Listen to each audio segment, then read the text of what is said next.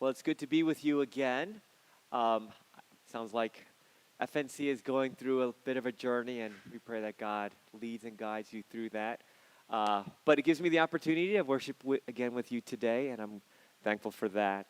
I am getting over a little sickness, something here, so bear with me if I don't sound as clear. Today I want to talk about the Sabbath.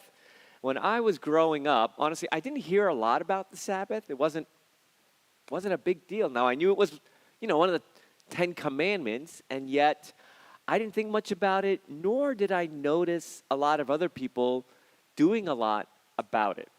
Sabbath just meant you go to church, don't spend money.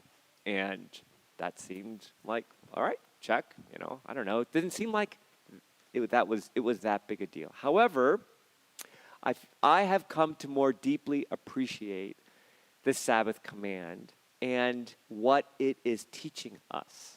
I feel like it is something God has been trying to teach me in my personal life of like learning how to slow down, which does not come naturally to me.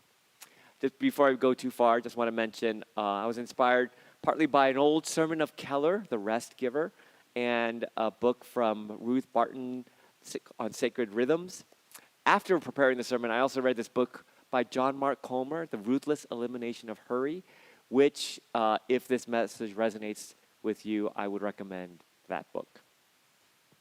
All right, well, today I want to break down my talk into 4 main headings. I want to talk about our modern world, the ancient biblical world, the 4th commandment, and then some practical applications. Our modern world. We live in a culture that celebrates busyness. It's almost like a badge of honor. It says, hey, we're important. My time is precious. We're in demand. We're going places. We're doing things. Things are happening. This is not a bad thing. This is a good thing that I have so much going on in my life. Or we live in a culture that's just assumed. Everyone's busy. Life is busy. People are busy. How many people have you talked to that said, no, not busy? Generally, if you say, hey, how are you? You go, oh, I'm good. Just busy. It's just, that's how life seems to be. I'd like to suggest that this busyness is not just because our situations are always so busy, but rather there's something in us.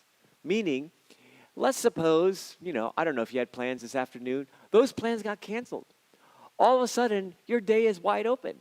What happens?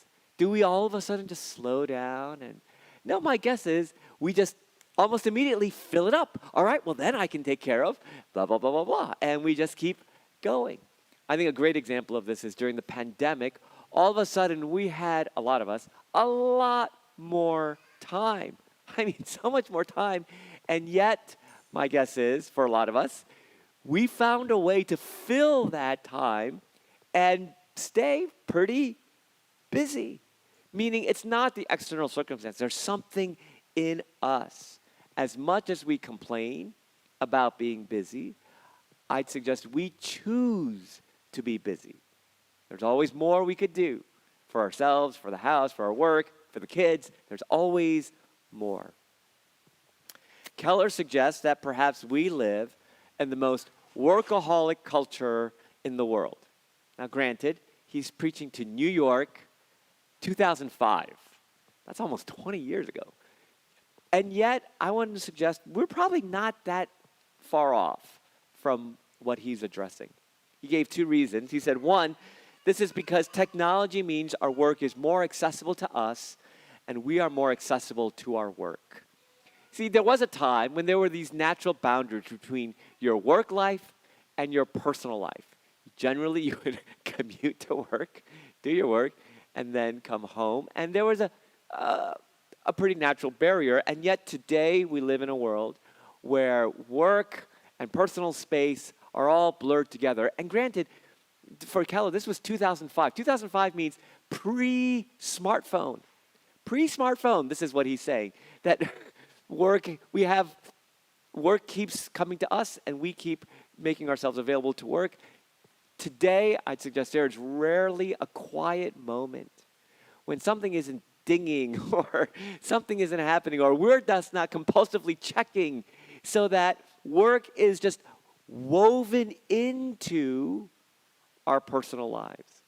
Some of us, we work from home part or all of the time, and then I find then the boundaries are even more blurred. How do we separate work from our personal lives? Secondly, we find our value and our identity in our accomplishments.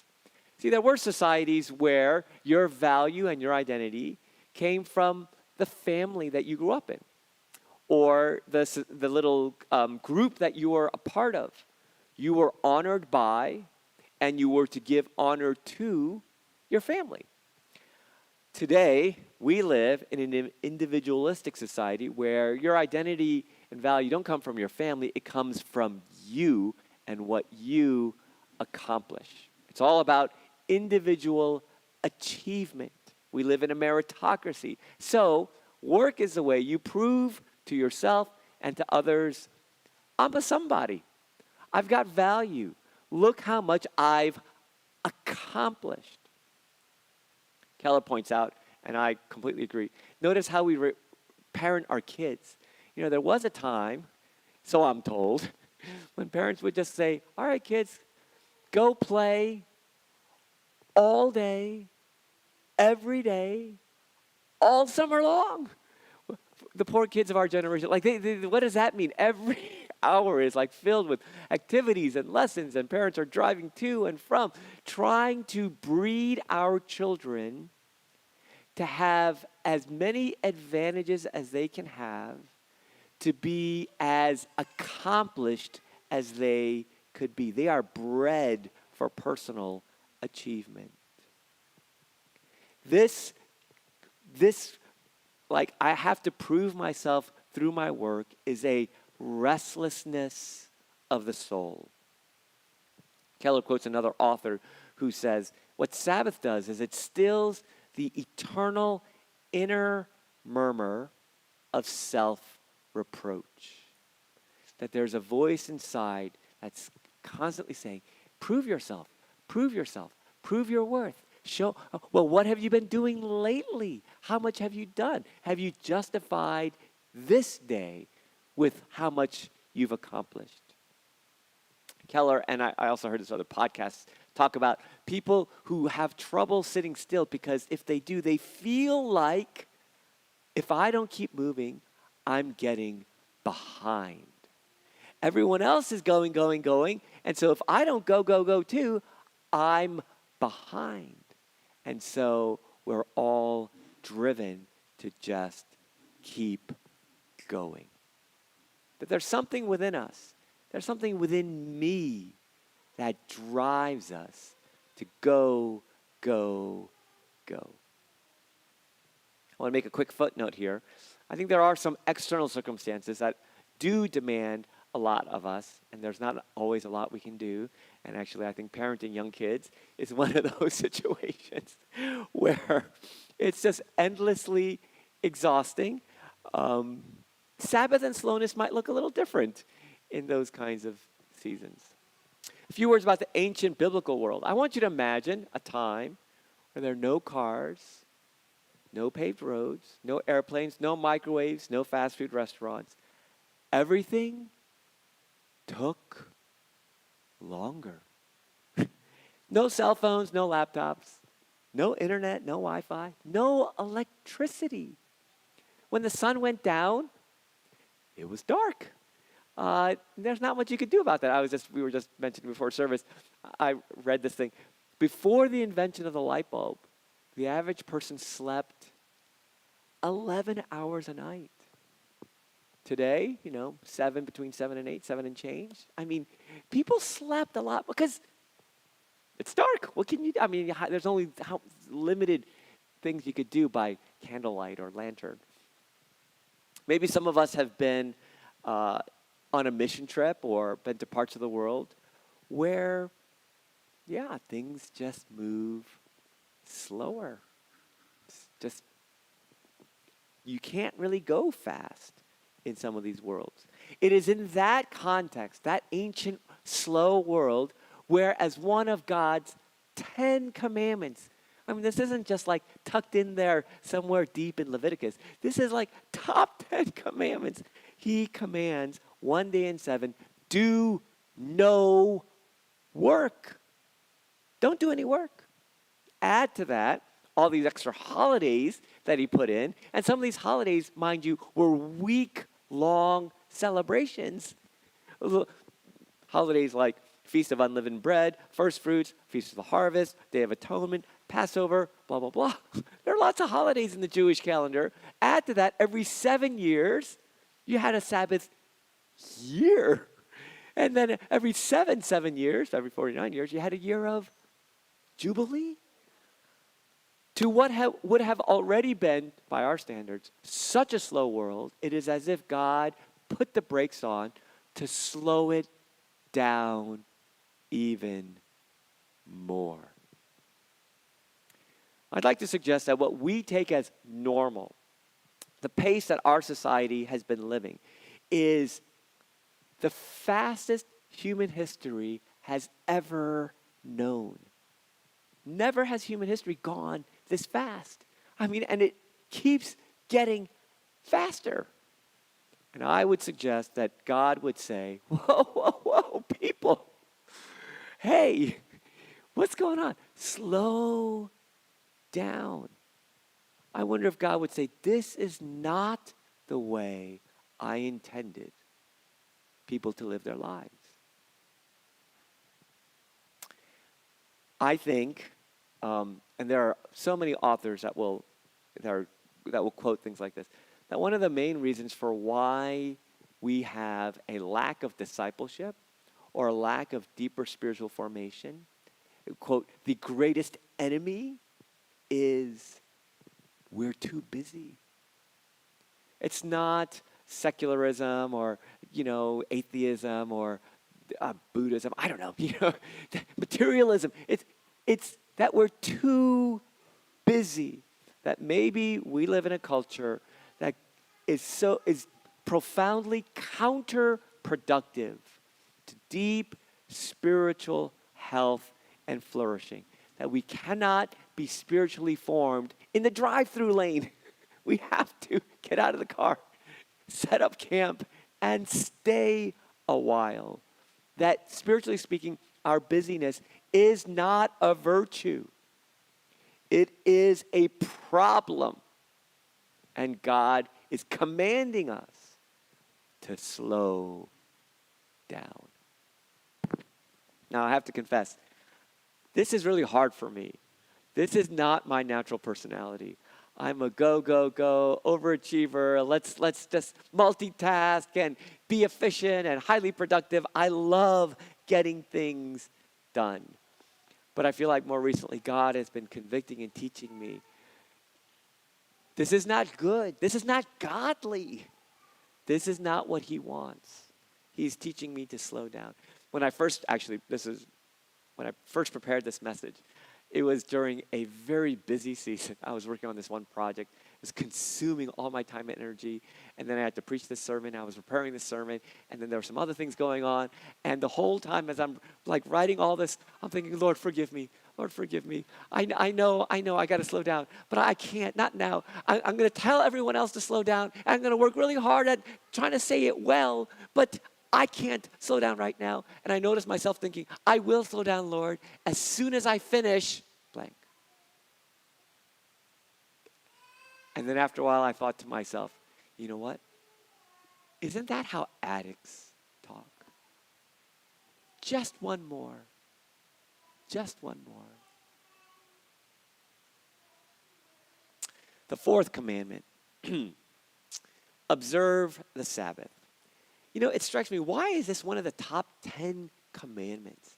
If I were God, okay, in my house, we have commandments, share, do your chores, go to bed on time, brush your teeth. I don't think I've ever said, and you will keep the Sabbath. I've never, it didn't make my top 10 list. Why is it God's, one of his top 10? To keep the Sabbath. I mean, shouldn't there be something about? I mean, there's not even a give money to the poor in the top 10 commandments. Isn't that, why is this in the top 10? There are two accounts of the 10 commandments, one in Exodus 20 and one in Deuteronomy 5. And we'll take a look here and notice that in the two accounts of the 10 commandments, the fourth commandment is presented slightly differently. See if we can pick up on this. In Exodus 20, we read this. Remember the Sabbath day to keep it holy.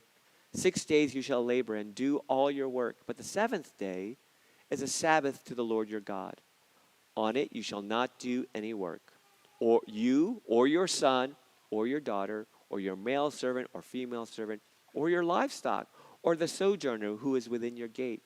For in 6 days the Lord made heaven and earth and the sea and all that is in them, and rested on the seventh day.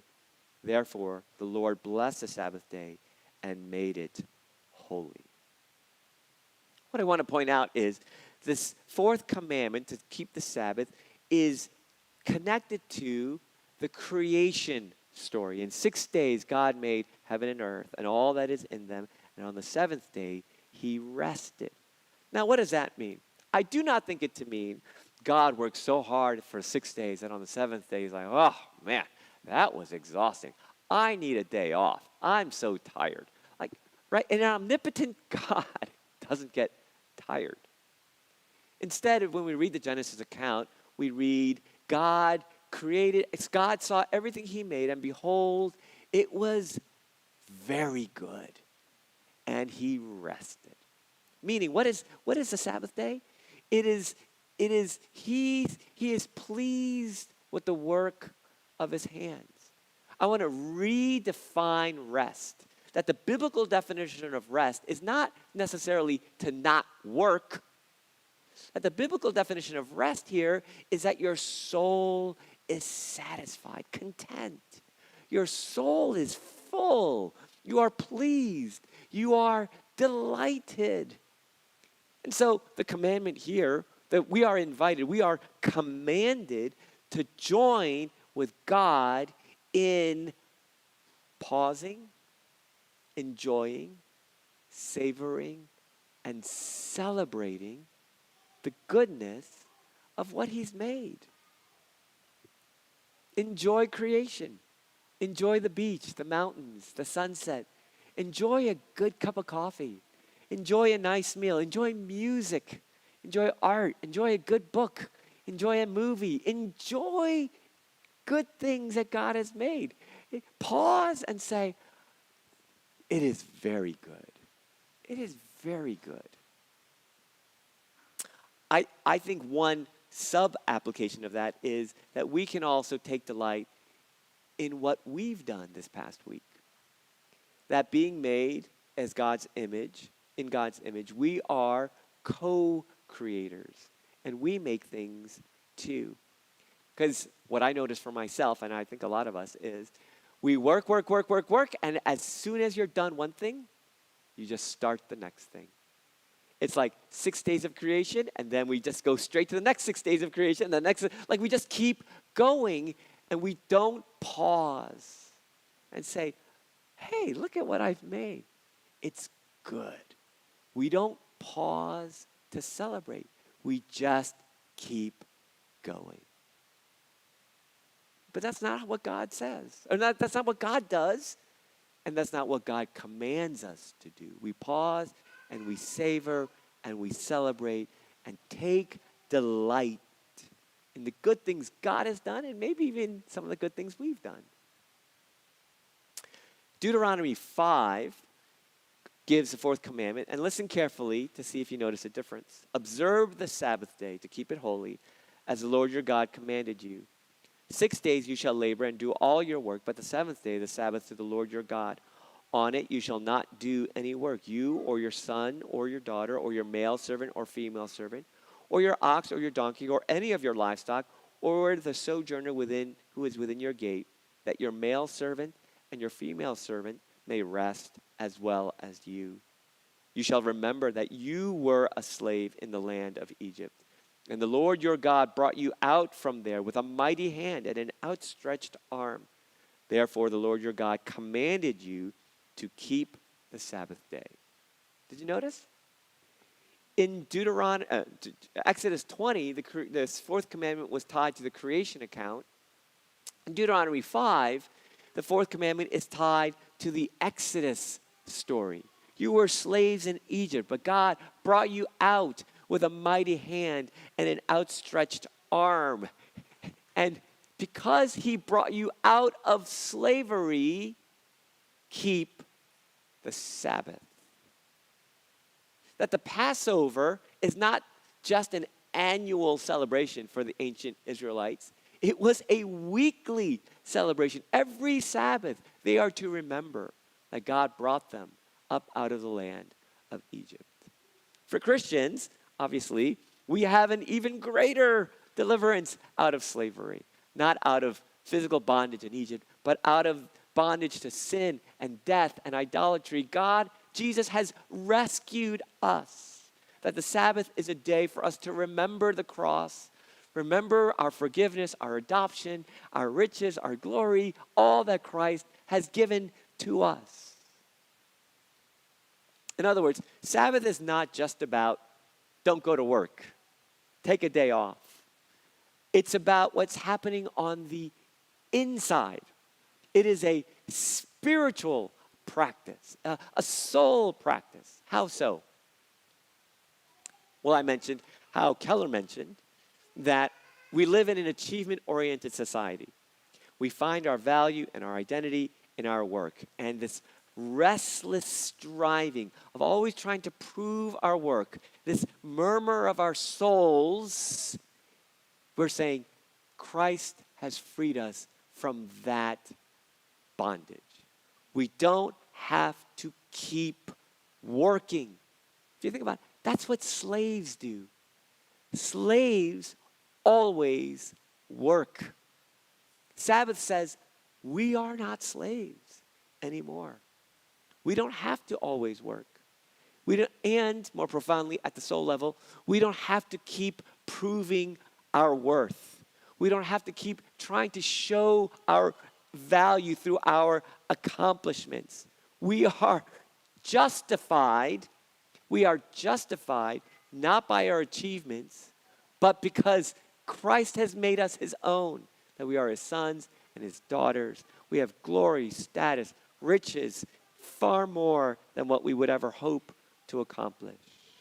We've been delivered. And to not work says, my work doesn't own me. My work doesn't control me. I can control it. I am not a slave. And Sabbath says, my soul is satisfied. I can delight in the goodness of God, goodness of his creation. I enjoy these things. Satisfaction, deliverance. These are gospel themes. This is good news is to free and fill our souls and, quote, still the eternal murmur of self-reproach. In other words, God commands the Sabbath because he loves you. Because he loves you. He wants to bless you. He's safeguarding the habits and instincts of our soul to keep us away from slavery and dissatisfaction. It says, come and celebrate with me. Come and rest with me. Come and experience freedom with me. It's not a rule to keep or burden to carry. It is to refresh our souls and draw us to our God. Just a couple more things about the fourth commandment that I feel like I need to mention. The fourth commandment says that we belong to God. It says it's a Sabbath to the Lord your God, and it is holy. We're to keep it holy. It's a day set apart from God. I don't know how kids are these days, but when I was a kid, I remember hearing it as the Lord's Day. I don't feel like people say that anymore, the Lord's Day. But it's the Lord's Day. I think of it kind of like tithing. It's with our money, we say, everything we have belongs to God. This money does not belong to me. It's not mine. I am just a steward of the money God has given me. And I will give a tithe as an expression of that truth, that all of my money belongs to God. And so giving this tithe expresses that. I think likewise, we can think of our time. Every day belongs to God. All of our life belongs to God. And as an expression of that, this day we set aside, set apart for the Lord. It is holy. It is set apart. It is for God to show that we are not our own. Our time, our money belong to Him. It is set apart to show that we are His. Secondly, I think we need to point out how much the fourth commandment emphasizes all the people who are not supposed to work. Not just you, but your son, your daughter, your male servants, your female servants, sojourner, even your animals. Your ox, your donkeys. He starts listing all the animals. All these creatures are to rest. Meaning, I think not only do we practice Sabbath for ourselves, but we offer rest to others. I wish as a kid I understood this better, because I would have told my parents, hey, Mom, Dad, it says not your sons or daughters are to work this day too. Not that you can choose to explain that to your own kids as you like. I think this is where the tradition of not spending money on Sunday comes from. The idea here is we do not work and we do not cause others to work. That we want everyone to have a day of rest. Our society has gone way past that now. I mean, everyone, shopping, dining it's like so normal. And yet, I'd suggest that for Christians, we should consider, not in a legalistic way, all right? It's not a rule so much, but a value. How do we celebrate the Sabbath, and how might we bless others and extend a day of rest to our male servant, female servant, even our animals? A few words of application. Number one, you will slow down one way or the other. John Mueller, a pastor and author, says this: if we do not allow for a rhythm of rest in our overly busy lives, illness becomes our Sabbath. I say this as I'm sick. Look at this. Pneumonia, our cancer, our heart attacks, our accidents create Sabbath for us. If we don't slow down, eventually our bodies will slow down. It doesn't ask for our permission. It will slow. We will slow down one way or the other. You cannot pretend that you're running out of gas. Or you can pretend, but it doesn't change the reality that the tank is getting low, maybe empty. One day that car will stop running, whether you choose to believe that or not. We have another way to say this point is we need to acknowledge and embrace our limits. We are finite. I think when I was younger, I didn't think about that so much. Boundless energy, go, go, go. I was just talking with a younger guy who was sick. And he go, yeah, I just try to push through it. Oh, I remember those days when you just try to push through it. At this age, I don't try to push through any of that stuff. I'm like, okay, I'm in bed. I'm in bed. Someone give me some medicine. Maybe when we're younger, we don't feel it as much. But eventually, it will all catch up. We are finite creatures, and we will slow down one way or the other. It can be through beautiful, delightful, soul-filling, spiritual Sabbath practices, or it can be on the other side of sickness and burnout.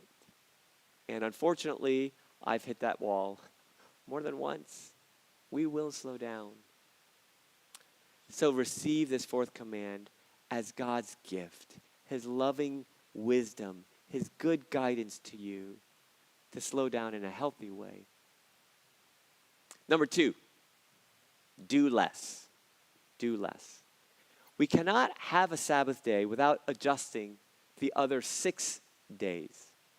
Because what this means is you have to get all your work and chores done in 6, not 7 days. To be explicit, the Sabbath day is not the day to do laundry and run your errands, and that's your, quote, day off. But a Sabbath is when you are done with all your duties and obligations. Keeping the Sabbath, then, is not for the lazy, it's for the diligent. Because you've got to get everything you need to get done in 6 days, not 7. That requires discipline and diligence.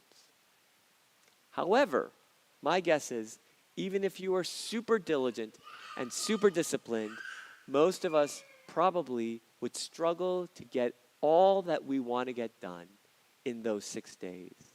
That the bigger key is we need to do less. We need to take some things off of our plates. It is not good, right, godly, or healthy for trying to do all that we have tried to cram into our lives. We need to say no. Learn how to say no. I can start with some of the obvious things. Some of us, we spend way too much time on sports, or way too much time shopping, or way too much time on social media, on our phones. If we took a little survey right now, and could I see everyone's screen time report on your phones? Can we just check on that? Because my guess is we would all be surprised at finding out how much time we actually spend on things that we probably don't. If we're so busy, there are some good and godly things where we should say, we don't really need so much of that in our lives. Let's free up some of that time. But maybe even more so, we probably also need to take on less at work. Maybe our kids don't need to have as many activities. Maybe we don't go to as many events or take as many trips. Maybe we just need to say no. Do less. I recognize that this is countercultural. This is going upstream and against the wind. Everything in our culture says, do a little more. But I am suggesting that what our culture is pushing is in the opposite direction. And God wants to slow us down. I want you to imagine for a moment that you felt like you didn't have to prove your worth. You didn't have to accomplish a lot. You didn't have to set your kids up for maximum achievement potential. What if you felt like your heart is full, that you are secure, you are free? What could you take off your plate? What could you say no to? How can we start creating more space in our lives that we could actually have a real Sabbath? One footnote on this part, I think some of us are more naturally more laid back. Workaholism is not our struggle. I have some children who do not struggle with this particular problem. And actually that's good. That's good. I'm like genuinely, this is a problem. Workaholism is a problem. But I feel like I should mention there is danger on the other side. That work itself is not a bad thing. It is a good thing. And we are warned against laziness and sloth. But that is a different sermon for a different day. The idea, okay, so do less. Number 3, do more. Do more. The idea here is that the Sabbath has opened up the day, that we've taken care of our duties and our responsibilities. There are no more distractions, and now there's space. There's margin for us to worship, acknowledge, enjoy our God.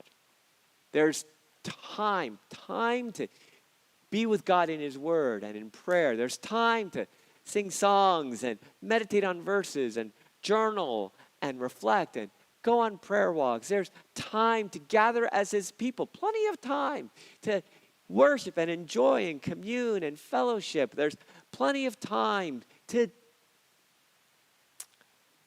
be with our Lord. And there's time to enjoy his good gifts. There's time to enjoy a good meal with our family, to do fun things with our kids. There's time to go on a hike and listen to music and go exercise. And by the way, whenever I come here, I always see bikers throughout the neighborhood. Anyway, to exercise, to ride your bike, to play pickleball. There's time to fellowship with God's family. There's time for unplanned and unhurried conversations. There's time. I mean, just imagine, you're given a day to think about how to fill your soul with the goodness of the Lord. Like, wow. I think a term that I've heard more recently is a soul care day. Soul care day. Maybe we should rename Sabbath as a soul care day. Every week to have a soul care day. You freed up the day to find things that would feed and enrich. Not numb, not escape, not bury, but to nourish your soul in holistic ways. Ruth Barton and John Mark Comer both talk about how they love the Sabbath. It's the favorite day of the week. By design. I mean, like, what are the things that are going to fill your soul? Let's schedule that for the Sabbath. I mean, they look forward to it. They said, it's not a rule. It's like, this is, even if it wasn't a command, I want to have this day. It is a good gift from our God. Just one more thing about doing more. There's a story about how the Pharisees were trying to trap Jesus to see if he would heal on the Sabbath, which he did, pointing out that they had misunderstood what the Sabbath is. That the Sabbath was made for man, not man for the Sabbath. This isn't a rule to carry. This is a gift for us, meaning, in that context, the Sabbath is also a day to serve others in need, to bring healing, to show mercy, to show kindness. And we have time to help others, particularly the poor. We have time. We have margin. One last thing. Be still. I, as mentioned, love being productive. Go, go, go, multitask. I've got I actually do have 3 monitors at my desk. I have multiple things open. Got some music playing.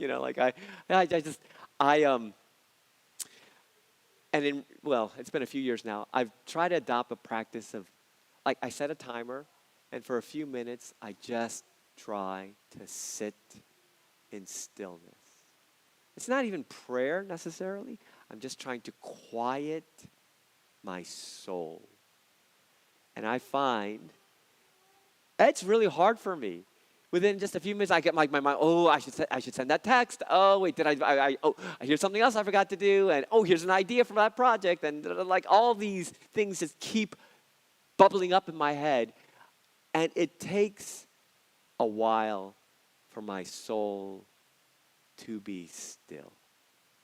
I think of it kind of like a lake or something. Like the water's choppy. It's going to take a little while for that water to be still. Earlier in the summer, I took a personal retreat, and I describe that time now as I had never tried to be as still as what I experienced then. And having experienced what stillness feels like, it made me more aware of how noisy and busy normal life, all of life, had been. So to practice stillness, to quiet my soul, and to say, Psalm 46:10 has become a favorite verse, be still and know that I am God, exalted among the nations, exalted in all the earth. Be still and Just acknowledge, you are God. You are God. I am not. You are infinite, eternal, exalted, transcendent, glorious, holy, majestic, and mighty. You are God. It puts me in my place. It helps me recognize all my busyness is not what's needed. And then in those few moments, not always, I can rest. I can be still in knowing He's God, and I can be still. There's an old hymn written in the 1800s inviting people, make time for God. And I was thinking, 1800s, how busy were you in the 1800s that you have a song about making time for God? And so how much more for 2024? The old hymn says, take time to be holy. Speak oft with thy Lord. Abide in him always. Feed on his word. Make friends of God's children. Help those who are weak, forgetting in nothing his blessing to seek. Take time to be holy. The world rushes on. Spend much time in secret with Jesus alone. By looking to Jesus, like him thou shalt be. Thy friends and thy conduct, his likeness shall see. Take time. Take a day. Be still and know I am God. The God who delivered you out of slavery. The God who made good and beautiful things to enjoy. The God who wants to give you rest and satisfaction and freedom. Let's pray.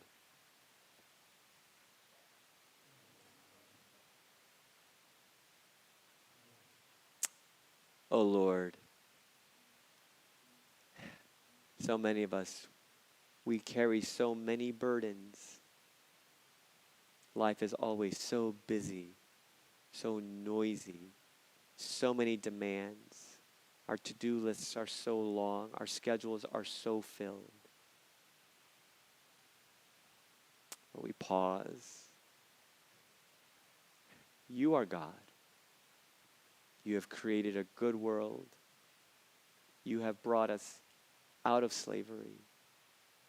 And so we rest. We stop. We sit at your feet. Even as Abe mentioned earlier, like Mary, we sit at your feet. We've chosen what is better. May it not be taken from us to be here with you. Would you give us that freedom? This is your loving command. Oh, that we would receive it for your glory.